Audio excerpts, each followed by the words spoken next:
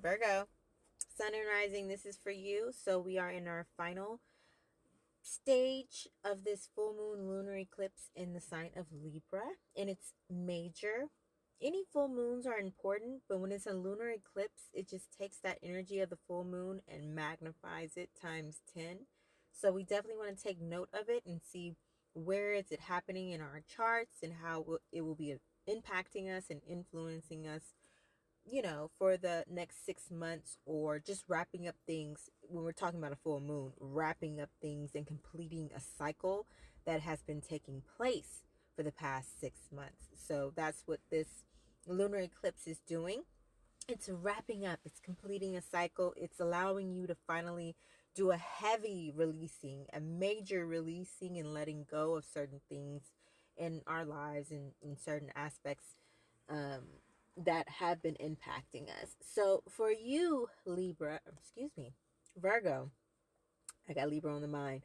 For you, Virgo, this lunar eclipse is happening in your second house. That's the house of finances, money, how you budget, how you spend, what you value in life, as well as property and land to a lesser degree, but mostly property and material things.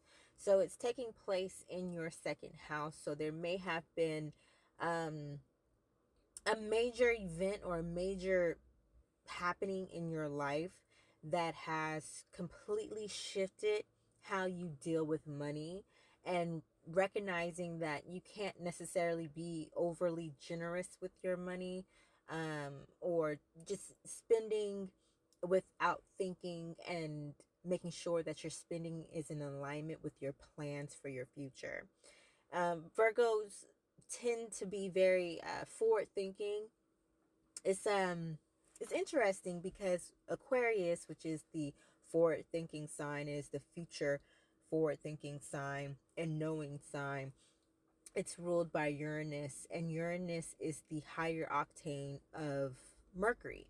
So Mercury rules you, Virgo, your sign, as well as Gemini. It's a co-ruler of those two signs. So not to say that you are lesser just because your planet is the lower octane, but more so to say that you do what Aquarians do when it comes to thinking forward and planning forward. And you kind of have an upper hand with the planning aspect because of your energy, because your sign deals with planning. It deals with looking at details and paying attention to details and receiving messages and information and how to complete a task and getting it done step by step and organizing your life. So, with that being said, this is happening, in your second house. It's really shifting your values in a way, and really saying, I'm going to get back to remembering my plans for my future and making sure my steps are in accordance with that. So you're getting your balance back, and you're recognizing certain habits and certain hobbies aren't conducive to your plans, right? And that you're going to have to create um, certain types of boundaries when it comes to socializing too much, or socializing where it has no benefits to it, because there are certain social events and certain things that are actually very beneficial to certain people. Going to a concert for one person may be just for fun or entertainment or enjoyment, while going to a concert for another person is literally business. It's a way for them to network and make money and do things. So how does your socializing play in your overall goal, your major picture, your big picture of your life? And then also, because whenever we have a full moon situation, it's always going to be in opposition to the sun. And the sun is in Aries, the moon in Libra. So the sun is highlighting and reflecting back to the moon similar information, and kind of like bouncing off of each other, right?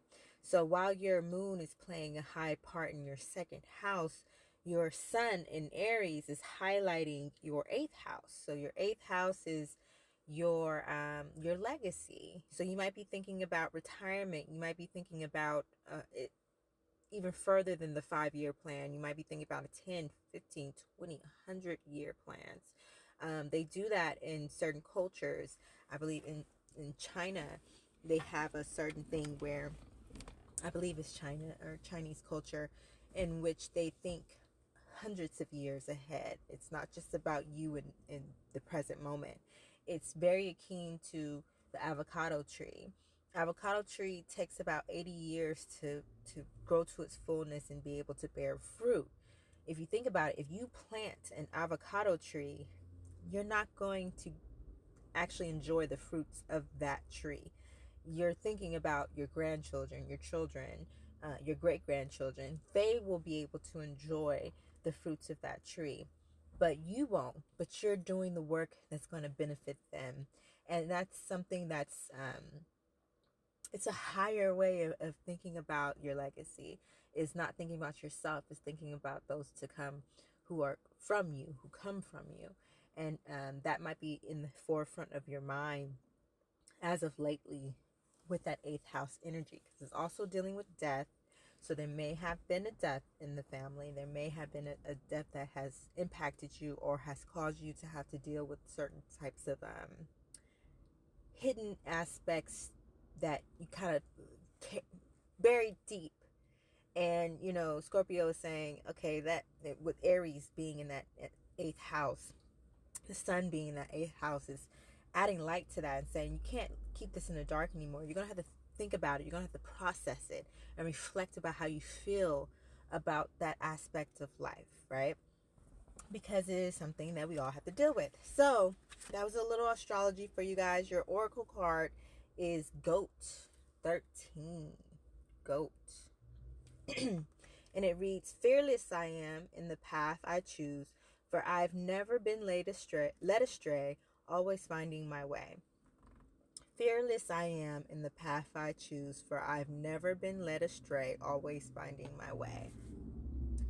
So Goat is a wonderful card to receive. Its presence in your reading being a sign that ideas, opportunities, and projects are entering your life at this time. You may not see this taking place just yet, but trust that things are happening behind the scenes and will soon become known to you.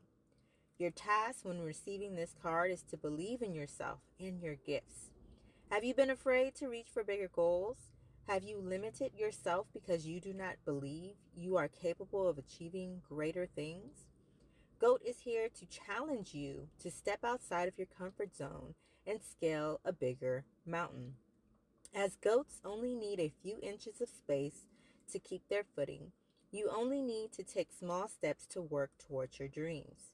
You may not have what you need to cross the finish line, but each small action pushes you one step closer.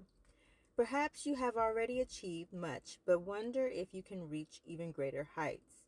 No matter your step on the success journey, know that talent is only a part of the equation. The only thing truly needed to rise is believing that you can. The rest can be learned as you go. So you might have some things that you feel like you need to have or possess because it's second house energy. So you might not feel like you have all the materials you need in order to be successful in whatever project or whatever you're trying to do. Just know that Spirit is saying that is not true. You have all that it takes with you right now. And everything that you need along the way, you will gain. You will possess it eventually.